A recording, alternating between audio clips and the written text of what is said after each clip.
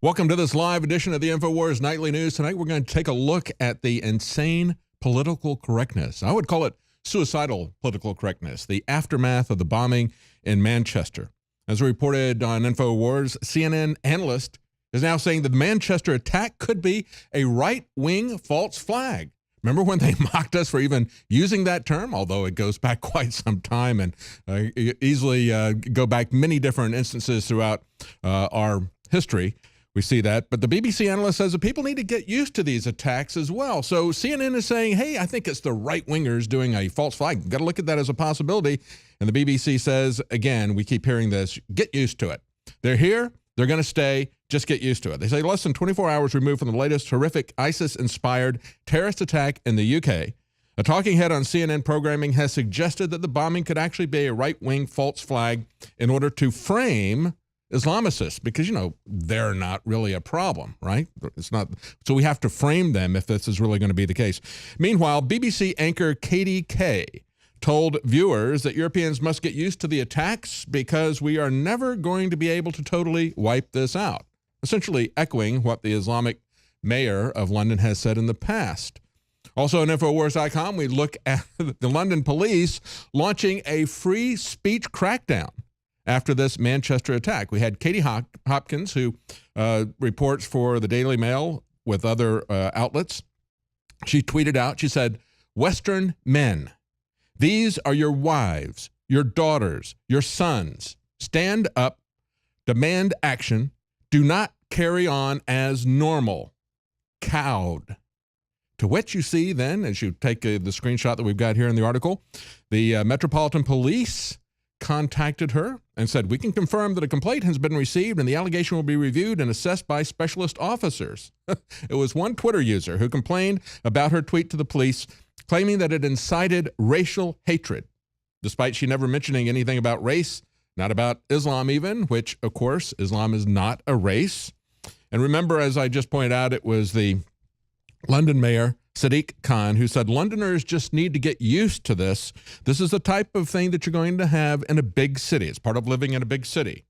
But even more revealing, as we point out in this article, is the fact that the loudspeaker announcement telling the concert goers there is no problem here, everything is fine, even after the nail bomb blast. Isn't that a picture of what is truly going on here?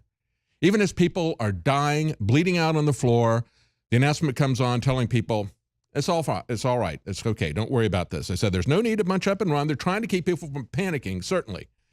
But sometimes, and certainly we don't need to panic and trample other people, but we need to understand what this threat is and do something about it. Meanwhile, they're saying to us, this is what the press is saying to us, take your time. There's no problem here. Thank you for coming. Have a good time tonight. Thank you for watching our news, that type of thing. That's what we're hearing from the mainstream media. Everything is fine. Just exit the building. Exit the building. Meanwhile, ABC says the Manchester attack is likely to inflame anti-Islamic sentiment. So you don't want to panic. You don't want to say anything that's going to get anybody upset if they're Muslims. On Tuesday morning, Good Morning America co-host George Stephanopoulos and ABC Chief Global Affairs correspondent Martha Raddatz stated that the attack in Manchester could lead to anti-Muslim backlash. We don't want that to happen. Don't get upset about this. Stay calm. Just go about your daily business. Don't worry about this. Yes, a lot of people, a lot of children, mostly children, were blown to bits by a suicidal man inspired by Islamic terrorists. But don't pay any attention to that. Don't panic. Don't panic. Don't do anything. Just stay calm. Chive on. This is also likely to inflame anti-Islamic sentiment across Britain, across Europe, said George Stephanopoulos as he wrung his hands. And then Raddatz said, it sure could, George. You know, Manchester itself is a very multicultural city. There's a large Muslim population there with many there for generations. So a headscarf attracts little attention there. But, you know, this could change. It could get really bad. Let's take a look at the difference in how President Trump reacted to this attack in Manchester and how former President Obama reacted when there was a mass shooting at the Pulse nightclub in Orlando. And of course, when we look at this, the thing that will stick out, we're going to play a couple of clips here for you, but the thing that sticks out is the difference in what they focus on and who they blame and where they see the problem lying. Of course, we have Trump, as you'll hear, He has sympathy for the victims, and of course they both had sympathy for the victims. But he directly attacks Islamic terror.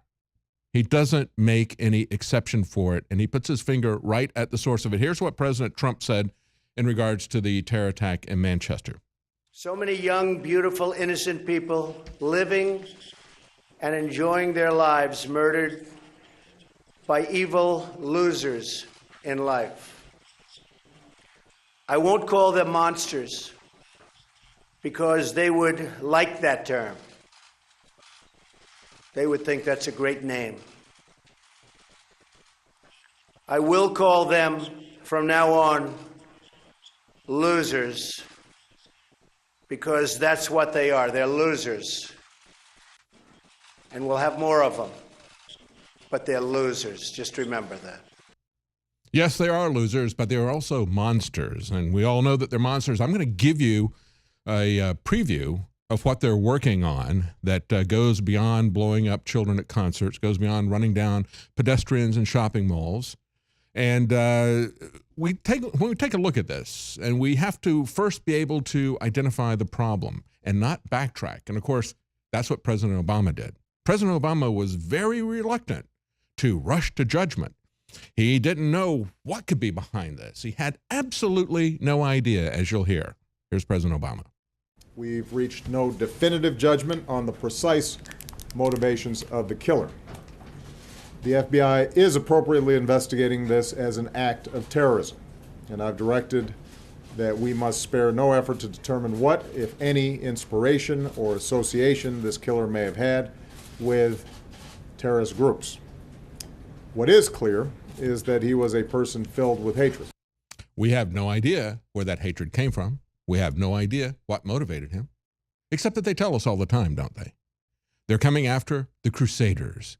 They see these little girls as Crusaders that are somehow a threat to them. They have to wipe out these infidels. But he did know what to blame.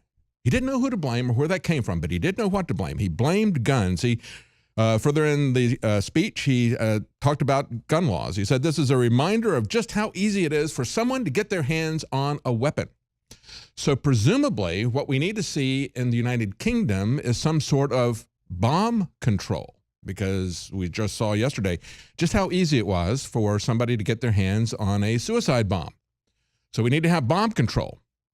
No, we don't really need bomb control. We don't really need gun control. What we need is border control. Once the people come in, once we allow terrorists to come in, once we don't vet people who come in, then we're going to have this problem. And of course, the problem is even greater in the second generation. And this is what we see with this particular individual. He was a second generation, recruited into terrorism. This is something that I've mentioned many times before. We're going to see more of this. We cannot vet the people who are coming in from the countries that we are currently fighting, that we are at war with. Now, maybe we shouldn't be at war with them, but if we are at war with them, wouldn't you think that they're dangerous enough that we need to vet them or stop them coming into this country? You would think so, wouldn't you? But that's not what we're going to do. And so even though we might have a few come in that are not vetted, in the second generation, they're going to grow up in a self-ghettoized culture. They want to isolate from the culture at large. They're going to be very resentful of being in that ghetto, the second generation will, and they will be radicalized by the same schools that are turning our own children into children who hate their own culture, who hate their own country. How much more so somebody who comes here from another country and grows up in a ghetto, even though they may be in the ghetto because of their parents? John Baum breaks down how the police and the media collude with terrorists.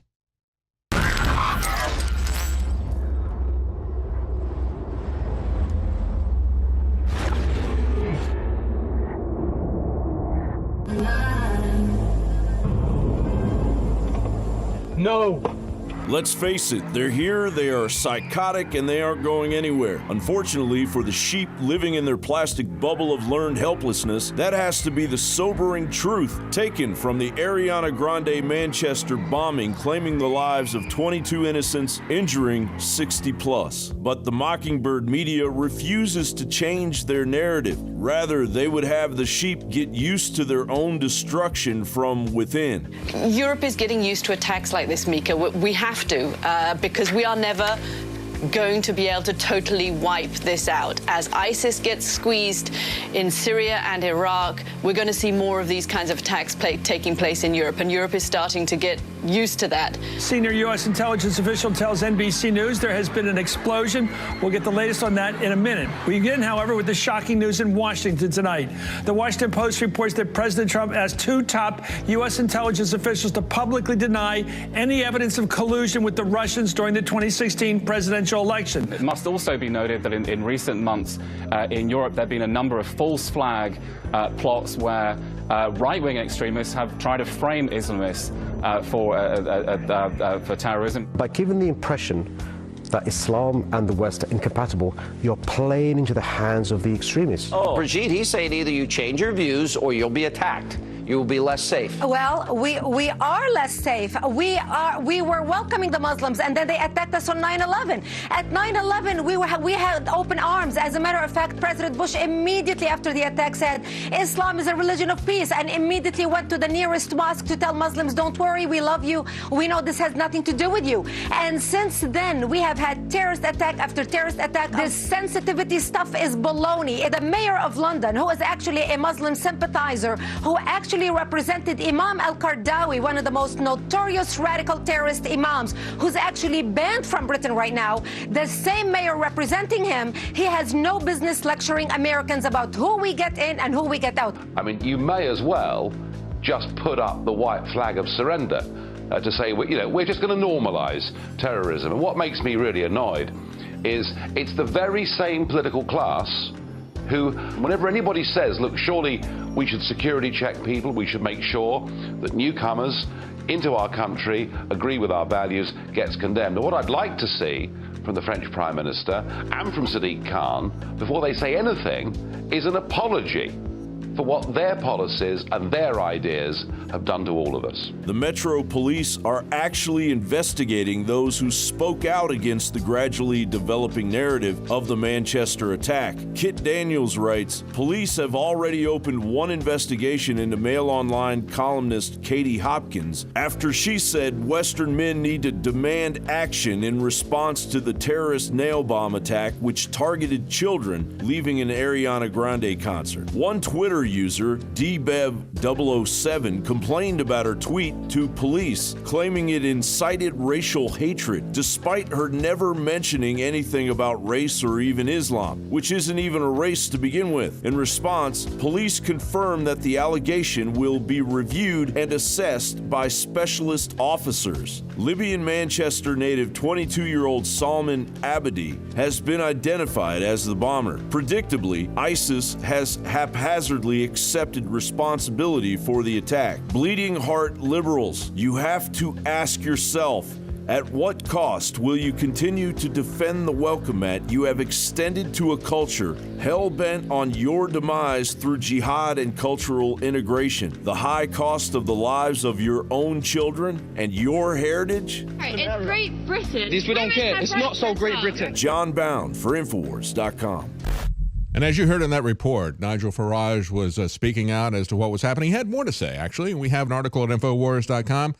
Farage said about Manchester, the UK is no longer safer than France or Belgium. And will the second terror attack in 2 months shake Brits from complacency? This is what he had to say. He went on to predict that London is an obvious mark for jihadists. He said, however, the targeting of teenage girls in a secondary city will be a very big shock for the UK. And then he points out, I remember about 5 years ago, I said we had a fifth column living inside our own nation. Now we see this is happening. And of course, ISIS was very proud of that, saying that this is only the beginning, as they put up a tweet afterwards saying, in the name of Allah, the merciful. Yeah, isn't that merciful to blow up young girls? This is only the beginning. They said the lions of the Islamic State are beginning to attack all the crusaders, all those young girls, those crusaders attending the Ariana Grande concert. Allahu Akbar, Allahu Akbar. That is where they are. Now, meanwhile, we see that yesterday, before this happened, the UK Independent pointed out that ISIS is testing chemical weapons on human guinea pigs. These are documents that were intercepted as American forces, or Iraqi special forces rather, recaptured Mosul from ISIS fighters. What they are doing is using prisoners to test ways that they can poison food. And one of the ideal lethal poisons that they described in their documents is something called thallium sulfate, a colorless, tasteless salt that can be dissolved in water. And sufferers began to have fever, nausea, and swelling of the stomach and brain before dying in agony 10 days later. Those are the true monsters that we see. Now, if you don't think that this is going to be coming to your country if we don't control the borders, take a look at what is happening in the Philippines. It's absolutely amazing. We have a crisis in the Philippines. The president there, Duterte, has declared martial law in Mindanao in face of the ISIS-linked onslaught. They've actually blocked roads. They have buildings that are burning. They've got an ISIS flag flying from a hospital. This is looking exactly like Syria. This is the war that the globalists want to bring to our country. That's why they start the war in the other countries, the regime change, so they can bring the refugees in and have exactly what we're seeing in the Philippines. Stay with us. We'll be right back.